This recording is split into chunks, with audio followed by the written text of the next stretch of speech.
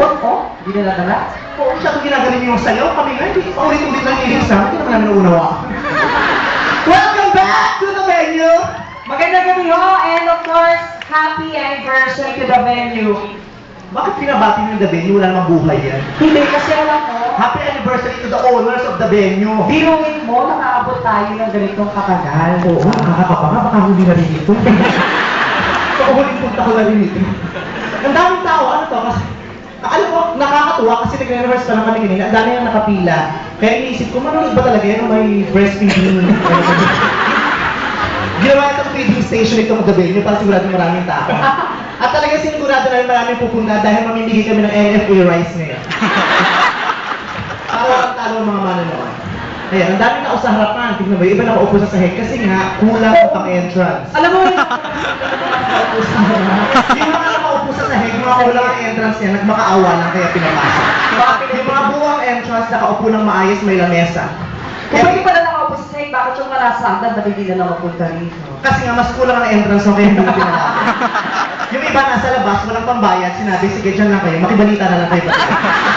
Aabisuhan sila pagkatapos na ikukwento ang mga pamilya. Okay, yun lang yun.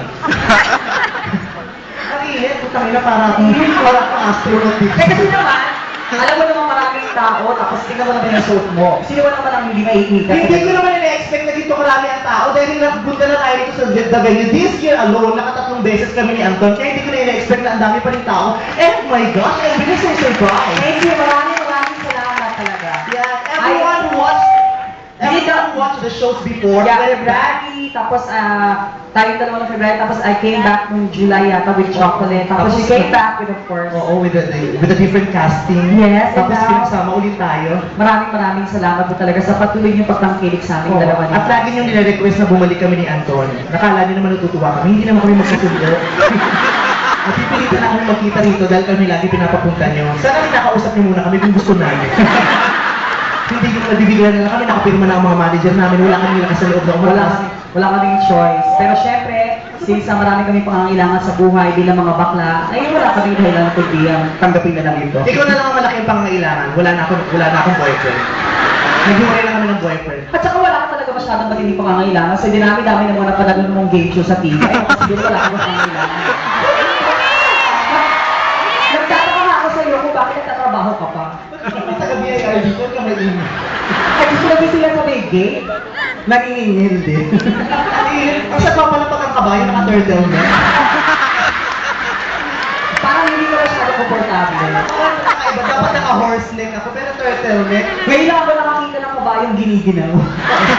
Gago, may winter sa amin ano. Kanina kasi kito talagang turtleneck ko, hapit sa leeg ko. Eh, ang daming tao, nagkagulo. Ayan, nahatid. Lumuwag na mamaya, plunging neckline yan. Magiging off-shoulder, magiging shoe. Pero in fairness, you don't look like a horse when you're dressed up like that. You remind me of like models, you know, like, of course, just beautiful detail. Ano ba? Gusto ko talaga yung ganyan. With your height, given na yun eh. Ikaw talaga, lagi mo ako niloloko, Marcella. Bakit alam mo, ako lang magtatanggol sa'yo laban kay Berry at saka kay Armando. Ikaw talaga, Marcella.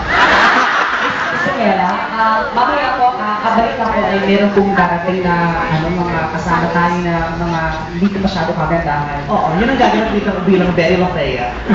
So mamaya kompleto ang cast. Dapat apat kami ngayon sa simula, pero sabi ko, later na kayo, later part, hindi mo na magaganda sa beginning. Tapos naman, hindi masyadong magaganda yung mga ugly ones sa later part.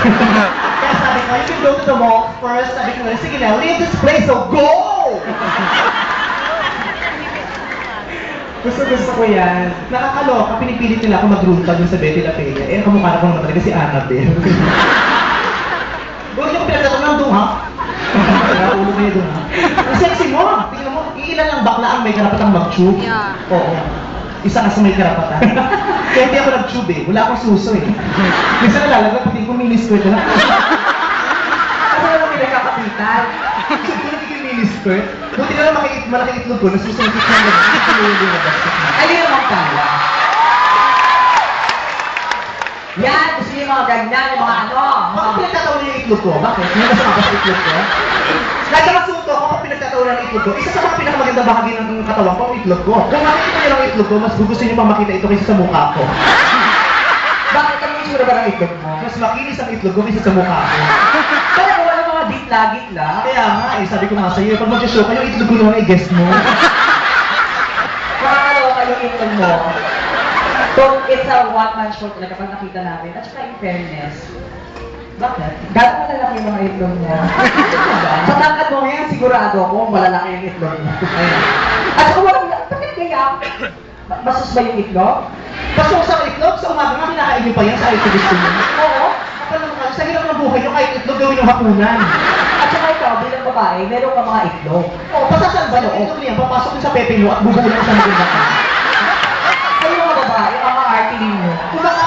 Kumakayak, yak, itlog. Pero pag sila lang ng boyfriend niya, dinidilaan niya pa yun.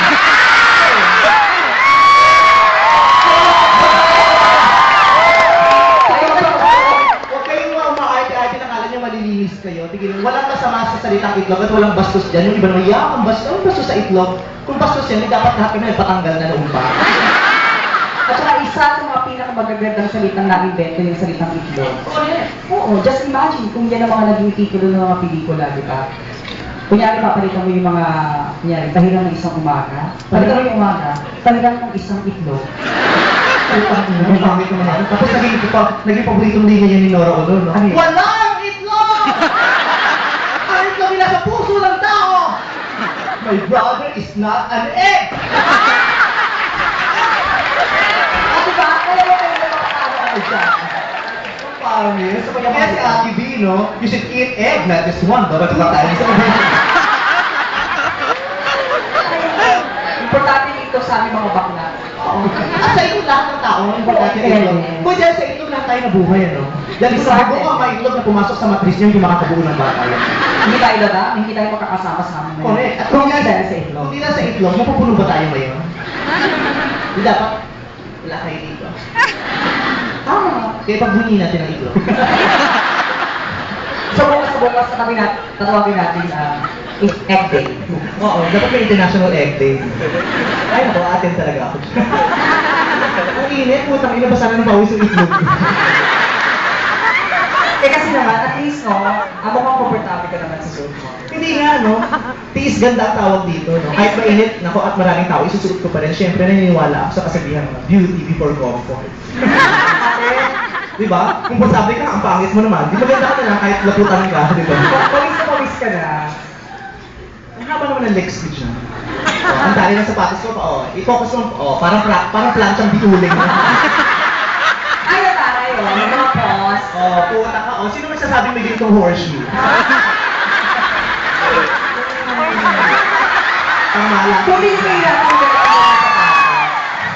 Ano, no? Hindi ka nahihirap. Huling pares na to, ito pa yung nagawa ng panday bago siya namatay. Kasi sa process ko nakalakuha. Hindi pang malakihang venue lang yun. Ang init. Yun naman tissue kasi yung sweat ko kasi pumupunta na sa eyes ko, nakaka-irritate diba? At saka makakdi kasi yung mga kabayo